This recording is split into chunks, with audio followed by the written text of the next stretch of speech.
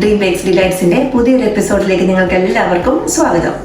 ബേക്കിങ്ങിന് ശേഷം ഒരു കേക്കിനെ എങ്ങനെയാണ് കറക്റ്റായിട്ട് നല്ല ലെവലിൽ കട്ട് ചെയ്യുന്നതെന്നും അതിനെ ക്രീം കൊണ്ടൊക്കെ ഫില്ല് ചെയ്ത് അതിൻ്റെ സൈഡൊക്കെ നന്നായിട്ട് ഷാർപ്പ് എഡ്ജ് കിട്ടുന്നത് പോലെ എങ്ങനെയാണ് അതിനെ ഐസിങ് ചെയ്യുന്നതെന്നുമാണ് നമ്മളിന്ന് കാണാൻ പോകുന്നത്. നമ്മളിന്ന് വിപ്പിംഗ് ക്രീം ഉപയോഗിച്ചിട്ടാണ് ഈ കേക്കിനെ നമ്മൾ ഐസ് ചെയ്യുന്നത്. അപ്പോൾ വിപ്പിംഗ് ക്രീം എങ്ങനെയാണ് കറക്റ്റ് കൺസിസ്റ്റൻസിയിൽ ബീറ്റ് ചെയ്യേണ്ടതെന്നൊക്കെയുള്ള ഡീറ്റെയിൽഡ് ആയിട്ടുള്ള വീഡിയോ ഞങ്ങൾ നേരത്തെ അപ്ലോഡ് ചെയ്തിട്ടുണ്ട്. അപ്പോൾ നമുക്ക് സമയങ്ങളിൽ വീഡിയോയിലേക്ക് കിടക്കാം. ഇന്ന് നമ്മൾ ഈ ഒരു കേക്കിനെയാണ് 3 ആയിട്ട് കട്ട് ചെയ്ത് അതിനെ ഫില്ല് ചെയ്ത് സൈഡൊക്കെ ഐസ് ചെയ്യുന്നത്. കേക്ക് കട്ടിങ്ങിനായിട്ട് ഒത്തിരി പലതരത്തിലുള്ള ടൂൾസ് മാർക്കറ്റിൽ അവൈലബിൾ ആണ്. പക്ഷെ നമുക്ക് അതിൻ്റെ ഒന്നും ആവശ്യമില്ല. നമുക്ക് നീളത്തിലുള്ള ഒരു നൈഫ് ഉണ്ടെങ്കിൽ അതിൻ്റെ ആവശ്യമേ ഉള്ളൂ. സെറേറ്റഡ് നൈഫ് ആണെങ്കിൽ കുറച്ചുകൂടി നല്ലതാണ്. അപ്പോൾ എന്തായാലും സ്ട്രെയിറ്റ് ആയിട്ടുള്ള ഒരു നൈഫ് വേണം. പിന്നെ നമ്മൾ കേക്ക് നല്ല ഭംഗിയായിട്ട് നമുക്ക് ഡെക്കറേറ്റ് ചെയ്ത് പ്രസൻറ്റ് ചെയ്യണമെങ്കിൽ ഇതുപോലത്തെ ഒരു കേക്ക് ബോർഡ് നമുക്ക് ആവശ്യമുണ്ട്. ഈ കേക്ക് ബോർഡ് ഡിസ്പോസിബിൾ ഐറ്റംസ് ഒക്കെ ട്രേഡ് ചെയ്യുന്ന ഷോപ്പുകളിൽ അവൈലബിൾ ആണ്. പിന്നെ നമുക്ക് വേണ്ടത് ഒരു ടേൺ ടേബിൾ. അത്ര അത്യാവശ്യമൊന്നും പറയാൻ പറ്റില്ല. ഇതില്ലാതെ നമുക്ക് കേക്ക് നന്നായിട്ട് ഡെക്കറേറ്റ് ചെയ്യാൻ പറ്റും. അപ്പോൾ അങ്ങനെയുള്ള സമയത്ത് ഇതുപോലത്തെ ഏതെങ്കിലും ഒരു ടോൾ ഡബ്ബ, ഒരു ഹെവി ആയിട്ടുള്ള ഡബ്ബ എടുത്തിട്ട് അതിൻ്റെ മുകളിൽ നമുക്ക് ഈ കേക്ക് ബോർഡ് വെച്ചിട്ട് നമുക്ക് ഇതുപോലെ ടേൺ ചെയ്തിട്ട് ഡെക്കറേറ്റ് ചെയ്യാവുന്നതേ ഉള്ളൂ. അപ്പോൾ ഇതൊരു മസ്റ്റ് ഒന്നുമല്ല, എന്നാലും കേക്ക് ഡെക്കറേഷൻ ഈസി ആക്കാനായിട്ടുള്ള ഒരു ടൂളാണ് ഈ ടേൺ ടേബിൾ. നമ്മൾ കേക്കിനെ ഐസ് ചെയ്യുമ്പോൾ അത് പെർഫെക്റ്റ് ആയിട്ട് വരാനായിട്ട് നമുക്ക് 2 ടൂളിൻ്റെ ആവശ്യമുണ്ട്. അതിൽ ഏറ്റവും ഇമ്പോർട്ടൻ്റ് ആയിട്ടുള്ള 2 ടൂൾസാണ് ഇത് സ്ട്രേറ്റ് സ്പാറ്റുല എന്ന് പറയും. ചെറുത് ആണ് ഞാൻ യൂസ് ചെയ്യുന്നത്. വലിയ കേക്കൊക്കെ ചെയ്യാനാണെങ്കിൽ നമുക്ക് ചെറുതിൻ്റെ ആവശ്യമുള്ളൂ. ഇനി അല്ല, ഇതിൻ്റെ വലിയ സൈസും അവൈലബിൾ ആണ്. അതുപോലെ നമുക്ക് അടുത്ത് വേണ്ട ഒരു ആംഗിൾഡ് സ്പാറ്റുല. ഇതാണ് ആംഗിൾഡ് സ്പാറ്റുല എന്ന് പറയുന്നത്. അതുപോലെ ഇതിൻ്റെ എൻഡ് ടേപ്പറിംഗ് ആണ്. ഇത് ടേപ്പറിംഗ് ആൻഡ് ആംഗിൾഡ് സ്പാറ്റുല എന്ന് പറയും. ഇത് നോർമൽ ആംഗിൾഡ് സ്പാറ്റുല, ഇത് ടേപ്പറിംഗ് ആംഗിൾഡ് സ്പാറ്റുല. അപ്പോൾ നമുക്ക് ഏറ്റവും അത്യാവശ്യമായിട്ട് വേണ്ടത് ഈ സ്ട്രെയിറ്റ് സ്പാറ്റുലയും ഈ ആംഗിൾഡ് ആൻഡ് ടേപ്പറിംഗ് എൻഡുള്ള സ്പാറ്റുലയുമാണ്. ഇനി നമുക്ക് കേക്ക് എങ്ങനെയാണ് കട്ട് ചെയ്യുന്നതെന്ന് നോക്കാം. അപ്പോൾ ഈ കേക്കിനെ ഞാനിപ്പോൾ 3 ആയിട്ട് കട്ട് ചെയ്യാൻ പോവാണ്. ആദ്യമായിട്ട് ചെയ്യുന്നവരാണെങ്കിൽ ഇതുപോലെ 3 ആയിട്ട് ചെയ്യണമെന്നില്ല, 2 ആയിട്ട് ചെയ്താലും മതി. എന്തായാലും ഞാനിതുപോലെ നൈഫ് എടുക്കുന്നു. എന്നിട്ട് എൻ്റെ ഈ ഒരു കൈ ഞാൻ ഈ കേക്കിൻ്റെ മുകളിൽ സപ്പോർട്ട് ചെയ്ത് പിടിക്കുന്നുണ്ട്. അതിനുശേഷം എൻ്റെ നൈഫ് നേരെയാണ്, ഇങ്ങനെ ചെരിച്ചൊന്നുമല്ല, ഞാൻ നേരെ വേണം പിടിക്കാൻ. ഇതായിരിക്കും എൻ്റെ ആദ്യത്തെ ലെയർ, രണ്ടാമത്തെ ലെയർ ഇത്. അപ്പം അങ്ങനെയാണെന്ന് ഗസ് ചെയ്യുക. എന്നിട്ട് വേണമെന്നുണ്ടെങ്കിൽ നമുക്ക് ഇങ്ങനെ ഒന്ന് ഒരു മാർക്ക് ഇങ്ങനെ ഇട്ട് കൊടുക്കാം റൗണ്ടിൽ. ഈ മാർക്ക് ഇങ്ങനെ ഉള്ളത് കൊണ്ട് നമുക്കൊരു ഐഡിയ കിട്ടും അത് ഒരു ലെവലിൽ വരാനായിട്ട്. എന്നിട്ട് ഞാൻ എൻ്റെ നൈഫിനെ ഇങ്ങനത്തെ ഒരു മൂവ്മെൻ്റ് ആണ് ചെയ്യാൻ പോകുന്നത്. നേരെ സ്ട്രെയിറ്റ് ആയിട്ട് പിടിച്ച് മുമ്പോട്ടും പുറകോട്ടും ഞാനതിനെ കട്ട് ചെയ്യുന്നു. അപ്പോൾ പതുക്കെ ഈ നൈഫ് ഉള്ളിലേക്കും വരുന്നുണ്ട്. അപ്പോൾ ഞാൻ അതുപോലെ ഈ ടേബിൾ ഞാനൊന്ന് ചെരിച്ചും കൊടുക്കുന്നു, ടേൺ ചെയ്യുന്നു. അപ്പോൾ ഇങ്ങനെ തന്നെ ചെയ്യുമ്പോൾ ഈ കേക്കിൻ്റെ മിഡിലേക്ക് ഞാൻ കട്ട് ചെയ്യുന്നില്ല, ഈ സൈഡ് മാത്രമാണ് ഇപ്പോൾ കട്ട് ചെയ്ത് വരുന്നത്. ലാസ്റ്റാണ് നമ്മൾ ഉള്ളിലേക്ക് കട്ട് ചെയ്യുന്നത്. ഞാൻ എല്ലാ സൈഡിൽ കൂടെയും ഇങ്ങനെ കട്ട് ചെയ്തുകൊണ്ട് ഇത്രയും ഭാഗം ഇപ്പോൾ ഓൾറെഡി കട്ട് ചെയ്തേക്കുവാണ്. ഇനി പതുക്കെ എൻ്റെ നൈഫിനെ ഞാൻ മുമ്പോട്ട് പാസ് ചെയ്യുന്നു. അങ്ങനെ ഈ ഫസ്റ്റ് ലെയർ കട്ട് ചെയ്തേക്കാണ്. ഇത് കേക്ക് ലിഫ്റ്റർ എന്ന് പറയും. ഇതുപോലെ തീരെ നൈസായിട്ട് നമ്മൾ കേക്ക് കട്ട് ചെയ്യുമ്പോൾ നമുക്കിത് എടുക്കാനായിട്ട്, കേക്ക് ലിഫ്റ്റ് ചെയ്യാനായിട്ട് ഹെൽപ്പ് ചെയ്യുന്ന ഒരു ടൂളാണ്. ഇത് നിർബന്ധമൊന്നുമില്ല. ഇതില്ല എന്നുണ്ടെങ്കിൽ ഇതുപോലത്തെ ഒരു ഇത് വെച്ചോ എന്തെങ്കിലും, അല്ലെങ്കിൽ നമ്മൾ കൈ കൊണ്ട് സൂക്ഷിച്ചെടുത്ത് മാറ്റിയാലും മതി. ഇനി ഇതിപ്പോൾ സ്ട്രെയിറ്റ് ആയിട്ട് നമുക്ക് കിട്ടി. ഇനി അടുത്ത ലെയർ ഇതുപോലെ തന്നെ നമ്മൾ ഒരു മാർക്കും കൂടെ കൊടുക്കുന്നു.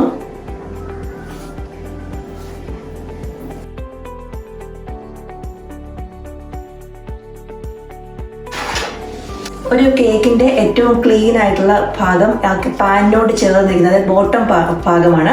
അപ്പോൾ നമ്മൾ തിരിച്ചിടുമ്പോൾ ഏറ്റവും മുകളിൽ വരുന്ന ഭാഗം അതായിരിക്കണം നമ്മൾ കേക്ക് ഡെക്കറേറ്റ് ചെയ്യുമ്പോൾ അതിൻ്റെ മുകളിൽ നമ്മൾ വെക്കേണ്ടത്.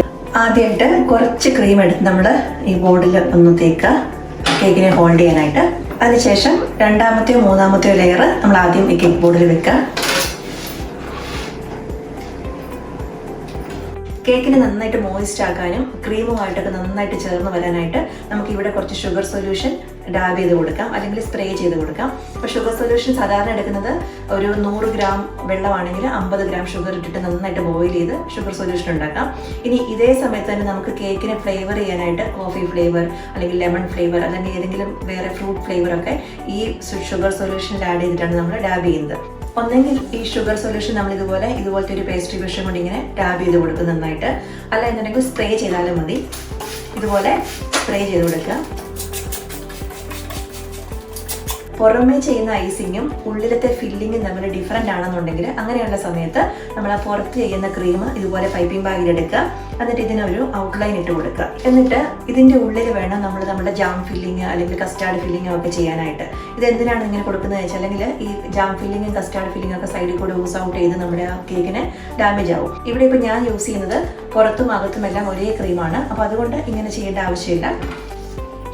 എന്തായാലും ഞാൻ ഈ ഫില്ലിങ് കൊടുക്കുന്നു. അതിനുശേഷം എൻ്റെ ആംഗിൾഡ് സ്പാത്തുല എടുക്കുന്നു. എന്നിട്ട് ഈ ആംഗിൾ സ്പാത്തുല വെച്ചിട്ടാണ് ഞാൻ ഇതിനെ സ്പ്രെഡ് ചെയ്യുന്നത്. സ്പ്രെഡ് ചെയ്യുമ്പം ഒരു ഇങ്ങനെയുള്ളൊരു മൂവ്മെൻ്റ് ആണ്.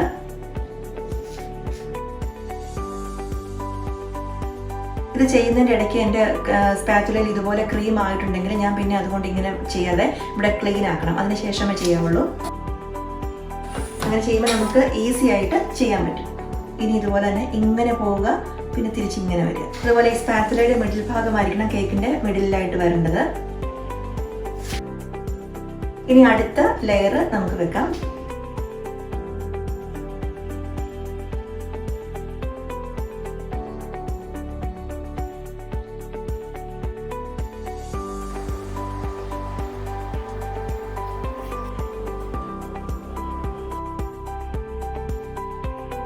വെറ്റായിട്ടുള്ള ഒരു ക്ലോത്തോ ഒരു ടിഷ്യൂ വെച്ച് നമ്മുടെ സൈഡെല്ലാം ഒന്ന് ക്ലീൻ ചെയ്ത് കൊടുക്കുക.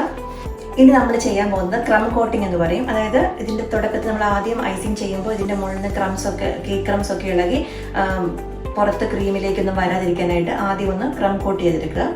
അതിനുവേണ്ടി കുറച്ച് ക്രീം എടുക്കും. എന്നിട്ട് ഇതുപോലെ സൈഡിലേക്ക് തേച്ച് കൊടുക്കും. അപ്പോൾ നമ്മൾ ശ്രദ്ധിക്കേണ്ടത് നമ്മളുടെ ഈ സ്പാത്തുല നേരെ ആയിരിക്കണം, 90 ഡിഗ്രിയിലായിരിക്കണം. അതുപോലെ നമ്മുടെ ഈ ഫിംഗർ ഇവിടെ ടച്ച് ചെയ്യണം. അപ്പോൾ ഇവിടെ ടച്ച് ചെയ്യുമ്പോൾ നമ്മൾ ചെറിയൊരു പ്രഷർ കൊടുക്കുമ്പോൾ ഈ ക്രീം അതിൻ്റെ ഉള്ളിലേക്ക് പോയി നന്നായിട്ട് സെറ്റ് ചെയ്ത് കിട്ടും.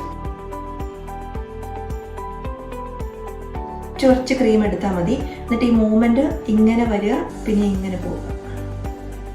ഇങ്ങനെയാണ് നമ്മൾ ചെയ്യുന്നത്. എപ്പോഴും ഈ സ്പാത്തുലയുടെ എൻഡ് കേക്കിൻ്റെ ബോർഡിൽ ടച്ച് ചെയ്യണം.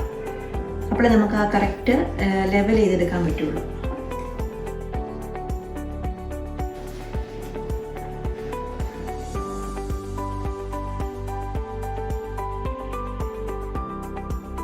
സൈഡ് എല്ലാം ഒരുവിധം സീൽ ചെയ്തതിന് ശേഷം നമ്മൾ കുറച്ച് ക്രീം മുകളിലിട്ട് കൊടുക്കുക.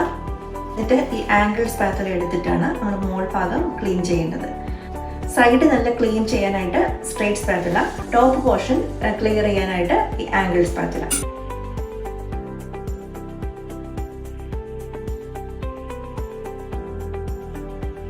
എപ്പോഴും സ്പാത്തുലയുടെ മിഡിൽ ഭാഗം നടുക്ക് തന്നെ, കേക്കിന്റെ നടുക്ക് തന്നെ വരാൻ ശ്രദ്ധിക്കുക.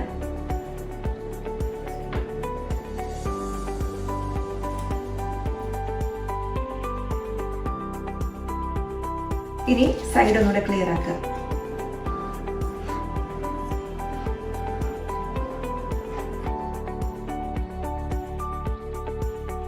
അപ്പോൾ സൈഡ് ക്ലീൻ ആക്കിയപ്പോൾ പിന്നെ ഇവിടെ ഈ സൈഡിൽ നിൽക്കുന്നു ക്രീം. അതിനെ ക്ലീൻ ചെയ്യാനായിട്ട് നമ്മുടെ ഈ സ്പാറ്റുല നന്നായിട്ട് ഒരു നനഞ്ഞ തുണിയിലോ ടിഷ്യൂയിലോ തൂത്തിട്ട് ക്ലീൻ ചെയ്തിട്ട് ഒരു ഫ്ലൈറ്റ് ലാൻഡ് ചെയ്യുന്ന പോലെ തന്നെ നമ്മൾ ഓർക്കുക. എന്നിട്ട് ഇതിനെ ഇങ്ങനെ സ്ട്രെയിറ്റ് ആയിട്ട് കൊണ്ടുപോയിട്ട് ഇങ്ങനെ വടിച്ചെടുക്കുക.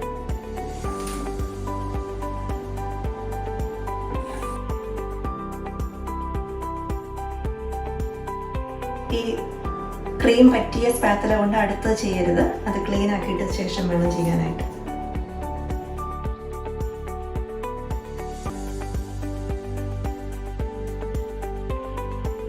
ആദ്യം നമ്മൾ കോട്ട് ചെയ്യുന്നതിന് ക്രം കോട്ടിംഗ് എന്ന് പറയുന്നു. അപ്പോൾ ക്രം കോട്ടിങ് ഫിനിഷായി. ഒന്ന് ക്ലീൻ ചെയ്ത് ഇതിനൊരു കുറച്ച് നേരം ഫ്രിഡ്ജിൽ ഒന്ന് സെറ്റ് ചെയ്യാനായിട്ട് വെക്കണം.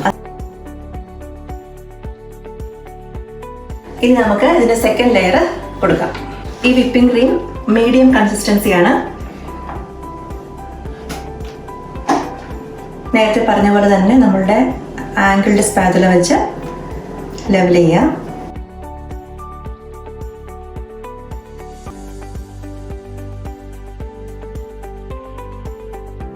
സൈഡ് ക്ലീൻ ചെയ്യാനായിട്ട് സ്ട്രെയിറ്റ് സ്പാത്തുല എടുക്കുക. ചെറുതായിട്ട് പ്രസ് ചെയ്ത് നമ്മൾ ഇങ്ങനെ, നമ്മളുടെ സ്പാത്തുല എപ്പോഴും ബോർഡിൽ ടച്ച് ചെയ്തിരിക്കണം. നന്നായിട്ട് ക്രീം ഇട്ട് കൊടുത്താലേ നമുക്ക് നല്ലൊരു ക്ലിയർ ഷാർപ്പ് എഡ്ജ് ആയിട്ടുള്ള ഒരു കേക്ക് കിട്ടുള്ളൂ. അപ്പോൾ ഇതുപോലെയൊക്കെ കേക്കിൻ്റെ ഈ ഷാഡോ ഒന്നും ഇങ്ങനെ വരാത്ത രീതിയിൽ നന്നായിട്ട് നമ്മൾ ക്രീം ഇട്ട് കൊടുക്കണം.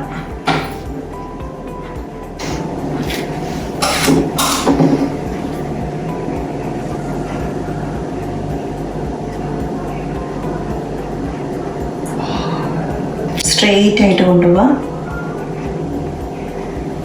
ക്ലീൻ ചെയ്യാം.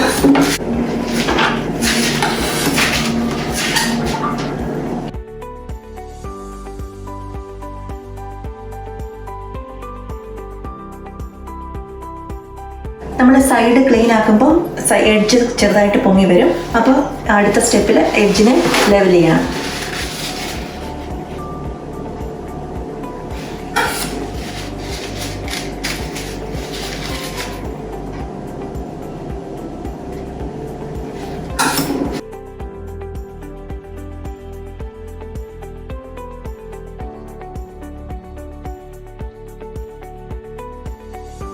വിപ്പിംഗ് ക്രീമിൻ്റെ വീഡിയോയിൽ പറഞ്ഞതുപോലെ തന്നെ കുറച്ച് നേരം കഴിയുമ്പോഴത്തേക്കും ഈ വിപ്പിംഗ് ക്രീം ഉള്ളു മുഴുവൻ പതഞ്ഞ് ബബിൾസ് വന്നിരിക്കും. അപ്പോൾ നമ്മൾ പിന്നെ അത് യൂസ് ചെയ്തിട്ടുണ്ടെങ്കിൽ നമുക്ക് ഇതുപോലെ ഷാർപ്പായിട്ടൊരു ക്ലീൻ ഫിനിഷ് കിട്ടത്തില്ല. അപ്പോൾ നമ്മൾ പിന്നെ ഇതുപോലെ തന്നെ ഇങ്ങനെ ഒരു മോഷനിൽ ഇതിനെ മിക്സ് ചെയ്ത് അതിൻ്റെ ആ ബബിൾസ് എല്ലാം കളഞ്ഞെടുക്കണം.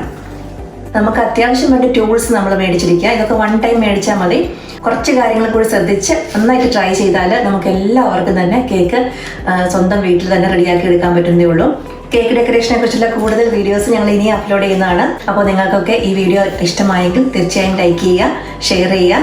ഞങ്ങളുടെ ചാനൽ ഇതേവരെയും സബ്സ്ക്രൈബ് ചെയ്തിട്ടില്ല എന്നുണ്ടെങ്കിൽ സബ്സ്ക്രൈബ് ചെയ്യുക. അപ്പോൾ അടുത്ത എപ്പിസോഡിൽ വീണ്ടും കാണാം. എല്ലാവർക്കും നന്ദി.